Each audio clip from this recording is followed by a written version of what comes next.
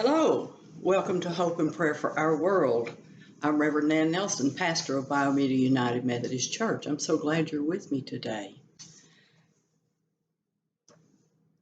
Is it easy for you to be quiet, to be silent, to sit still and be silent, or just be silent wherever you are? Is it easy for you to do that? It's not very easy for me. I have to be doing something, but I'm learning. I'm getting better at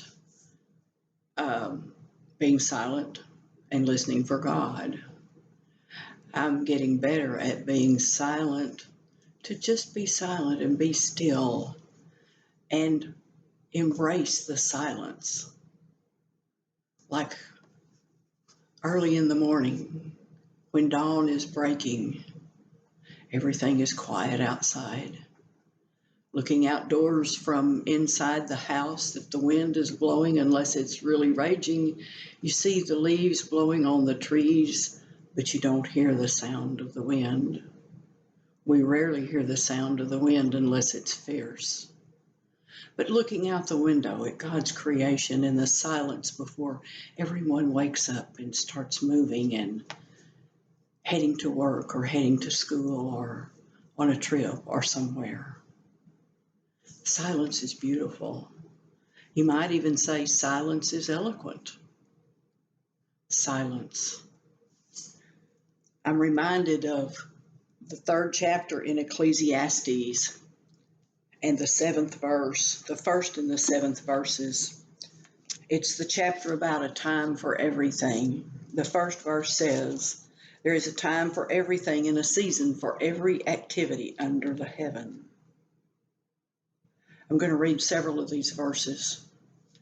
A time to be born and a time to die, a time to plant and a time to uproot, a time to kill and a time to heal, a time to tear down and a time to build, a time to weep and a time to laugh, a time to mourn and a time to dance, a time to scatter stones and a time to gather them, a time to embrace and a time to refrain from embracing, a time to search and a time to give up, a time to keep and a time to throw away, a time to tear and a time to mend, a time to be silent and a time to speak, a time to love and a time to hate, a time for war and a time for peace.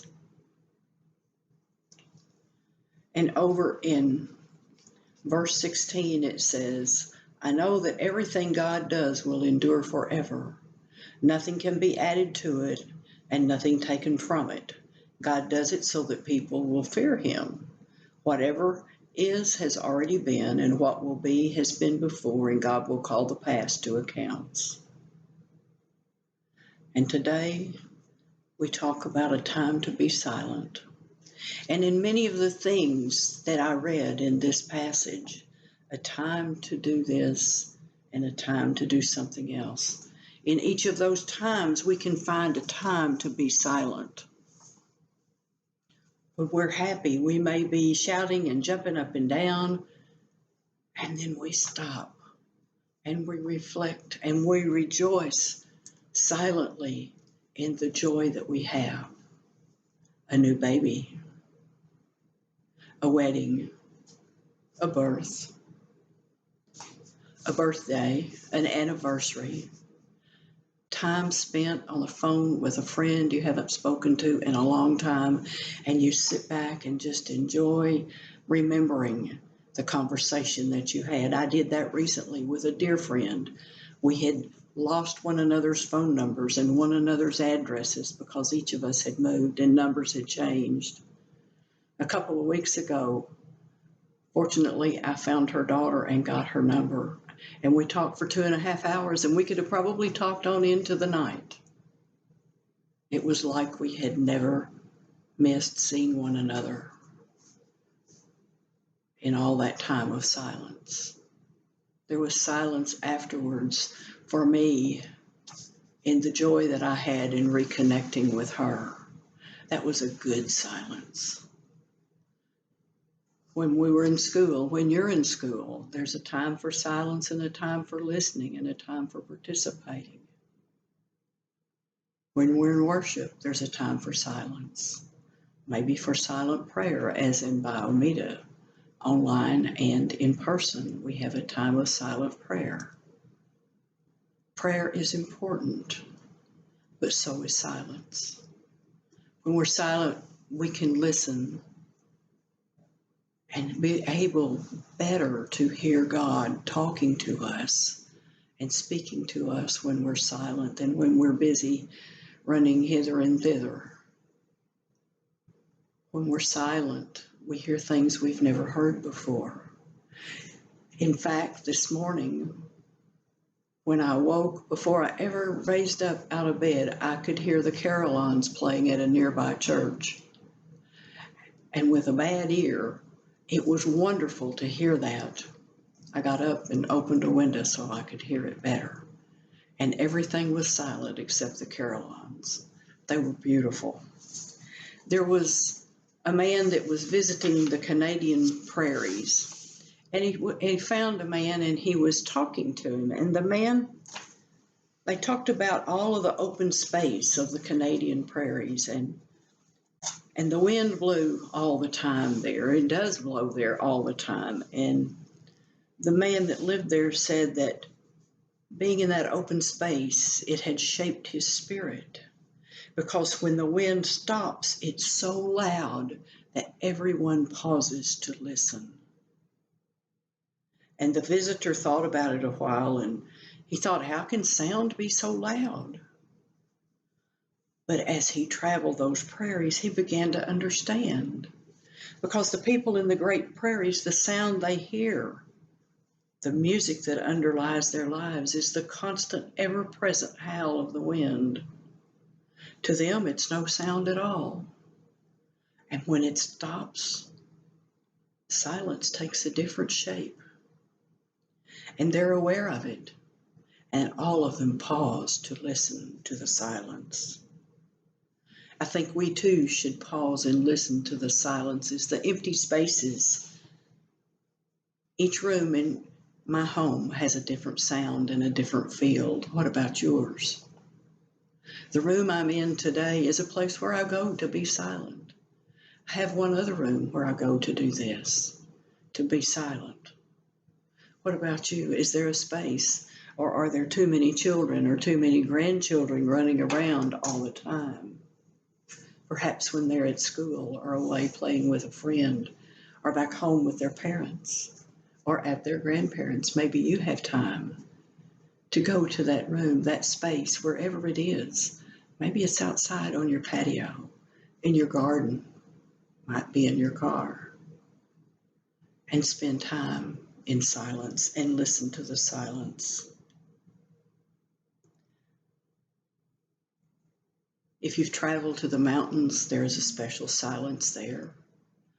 There's a special silence wherever we go in God's creation, whether it's the river, the beach, the mountains, the desert, or the city.